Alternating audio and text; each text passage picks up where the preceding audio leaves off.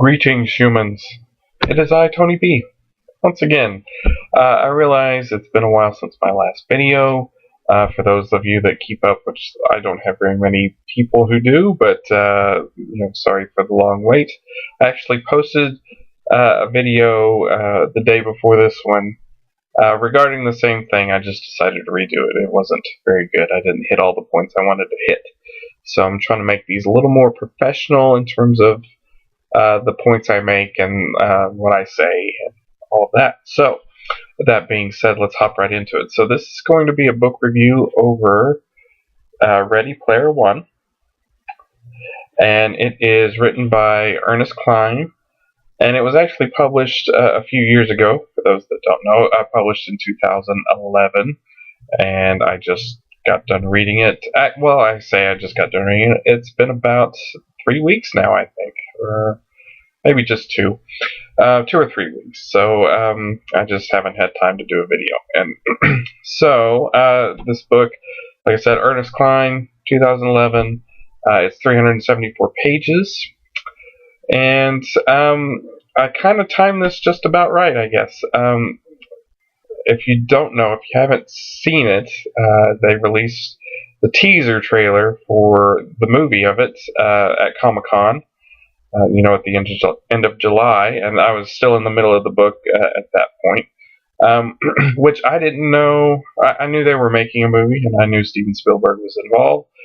However, I didn't know they were that far along. I thought maybe they were just kind of getting started, but that's kind of my ignorance of the whole situation there. I wasn't aware. So, a lot of people are excited about that movie, me in particular. Even if I hadn't read the book, I would still be excited because I do love me some Spielberg, and everyone's excited he's returning to sci-fi, which I am as well. So yeah, I'm excited, and that trailer was epic, so you should check it out if you have not already. However, just judging from that trailer and having read the book, the book is not as epic as some of those things you saw in the trailer, which they don't show much, but those were some epic things. There's a lot of setup for epic stuff in here, but it's very low-key, surprisingly, and which is not a bad thing by any means. So anyway, enough about the movie. I just want to bring that up. This is about the book. So let's get started here. So if you can see this, let me put this up here, hopefully. Oops, cameras are weird. So right here, hopefully you can see that. I can't see the camera, I'm blocking it. But there's a quote from USA Today. It says, enchanting, Willy Wonka meets the Matrix. And that's a pretty darn good description of kind of what it's about, in terms of the overall plot. So let's see. So it starts out that prologue, and this guy, James Halliday, has just died. He's just passed away. And who he is, he's kind of like Steve Jobs. He started out as a video game developer in the 80s, and then his big tour de force, instead of the iPhone and all that, what he created was this thing called the Oasis, which is this virtual reality world, and it is used worldwide for not just gaming, of course, but for jobs, for education. Everybody uses it worldwide, so it's a big deal. It's changed everything. And so you find out society's kind of on the brink of collapse because the poor are very poor, and it's a majority of the population, and the rich are very rich. So really, if you don't live in a major city, then you live in a wasteland almost. That's kind of what you get from it. So anyways, so James Halliday has passed away, and he's left a video will that plays the day he dies, so all around the world on every station and every news media outlet. And so in the video, it has a lot of 80s references, which that comes into play later in the book, but he's basically saying he's left behind a scavenger hunt, and so people are going to have to find 3 keys that open 3 gates, and each gate will lead them to the next key. Okay, so he's left all these clues, and then at the end of the scavenger hunt, someone will obtain an egg, and whoever obtains it first will inherit this guy's entire fortune, which is a few $100 billion, and then also inherit controlling interest in his company. So, which is a big deal. Like I said, it's worldwide. So that's the prologue, and so that's where our main character comes in, who is Wade Watts. Which immediately that kind of got me because I used to live on Wade Watts Avenue when I was a teenager. So, so that being said, so Wade Watts it's all told from his perspective, and so it's in first person. And so 5 years has gone by, and no one has even found the first key, let alone anything else. And there are, of course, when it first happened, when the guy passed away and he left this behind, everybody was trying to find it. But now that so much time has passed, it's died off a little bit, but there are hardcore people trying to find the egg, but first of all, trying to find the first key. And so these people are called Gunters, which is short for egg hunters, because at the end they find an egg, and so these people range from just individuals. There are guilds or clans. I can't remember what they actually call them, but where it's a group of people just devoted to finding everything. So people have analyzed the video well, because there's all sorts of references in the background and in the foreground as well. And this guy also left behind a journal, and people have studied that word for word, looking for everything. And of course, the guy does give you a clue as to where the first key is, and nobody has found it. And so Wade Watts, he's kind of like a Harry Potter in a way. He lives with his aunt, who mistreats him, which it doesn't focus so much on that. That's really just in the very beginning, which I was kind of glad, because that was the first thing I was like, oh, this is Harry Potter. But again, it doesn't focus on that. And so yeah, it focuses on him, and he finds the first key first, and which that sets everything in motion and introduces some new characters. But again, it's all told from his perspective. So he does have a best friend named H, who he's never met outside of the Oasis, never talked to him outside of the Oasis. And so they're both trying to find the egg, but they're not working together. They've sworn that they're separate, and they don't want to find it. And he also meets some other people who are just as close as him to finding things along the way. And there's also a romance with him and one of those people, which is Artemis. And so that's the whole story there, or the whole synopsis, I should say. So it is kind of a Willy Wonka golden ticket type of thing. And the Matrix aspect is, of course, you plug into the Oasis, and you're in a different world, a different character, and you're able to do all these different things and buy all these cool things.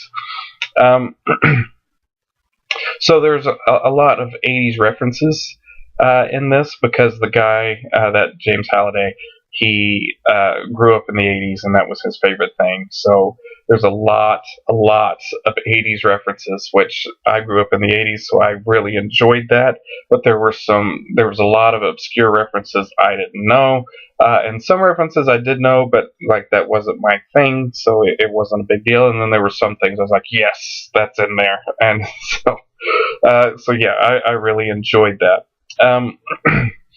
So yeah, it's a really good book. I really enjoyed it. I flew through it. For me, I'm not a fast reader by any means, but I flew through it, and so I really enjoyed it.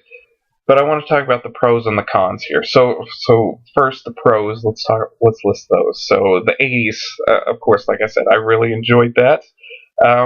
Some people might find it's a little, it hits you over the head with it. Maybe there's a lot in there, but I really enjoyed it. And that brings me to Well, we'll wait for the cons. Okay, so let's continue with the pros. It's very fast paced. The story just keeps moving. Ernest Cline does not really take time to stall, except at the beginning, and I'm getting to that. And it's just an interesting world. I mean, even outside the Oasis, I wanted to kind of find out more about what's going on with society. He doesn't dwell on that, which might be a good thing, but still, I kind of wanted to learn more. But even the Oasis is pretty interesting, and all the cool things you can do. So it's, like I said, it's kind of like the Matrix.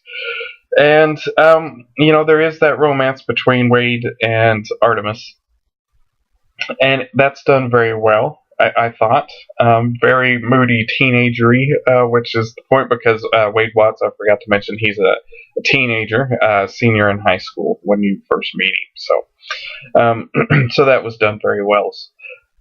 Also, and so let's talk about the cons.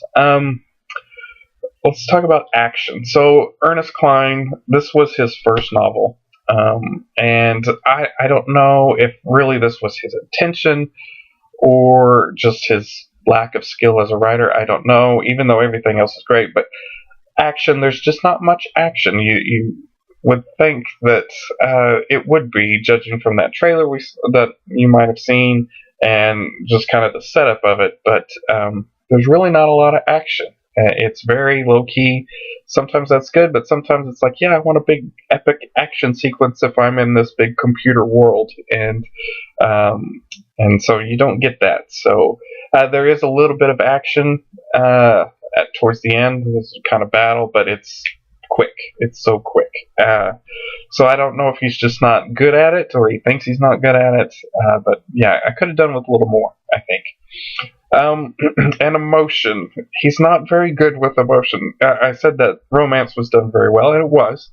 But there's this one point that Wade experiences this tragedy. And there are villains in this. I forgot to mention. The Sixers, which that's this evil corporation that's wanting to find the egg first. And if they do, they're going to basically control the Oasis and make it very hard for people to use. It's going to cost them a lot of money, and it's going to destroy everything that the guy who created it meant it for. And so everybody's trying to make sure that they don't find it. So these Sixers, the head of the Sixers, does something to Wade that's very tragic and would really, he really should be broken up, and he sort of is, but it's not written very well, and then he just kind of gets over it very quickly, and it's like, that's, I don't want to spoil it, but it's, yeah, again, it's almost like maybe he's not good at it, or he thinks he's not good at writing those things, but I mentioned it's got a fast pace, and sometimes that is a con, because he's not taking the time to explore that emotion. So, and this is a pro and a con here. I was wanting more. When I was getting towards the end, I was like, oh no, I've got like 30 pages left. There needs to be more here. And then oh, there's 10 pages left. And so as I was approaching, I guess, the last quarter or so, I was seriously thinking of, okay, when I finish this, I'm just going to reread it. That's how much I was enjoying it. But I decided I'm going to wait to reread it. This has become, just based on the first reading, that one of my favorite books. So it was, those cons I mentioned, those aren't big things.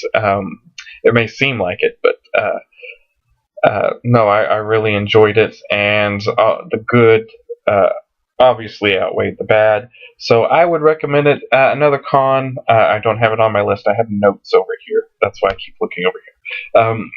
I don't have it listed. The first 50 pages or so, there's a lot of exposition, a lot of, talking about Wade's research into things and James Halliday's references and all of that. So I could see someone who's not excited about that kind of finding it a little bogged down and not being able to get past that. I would say if you do pick this up and you're not really enjoying those 50 pages, just try to get past those. I would give it the first 100 which that's about the third of a book, I know, but really try to stick with it. So, good book, highly recommend, if that means anything to anybody. I don't know. So, so there you go. Ready Player One. Pick it up. I'm looking forward to the movie, even though I think the movie's not going to be too much like the book, but that's how it is. But it looks good. That looks like a good thing for this because it's very epic. So, anyway, Tony B. out.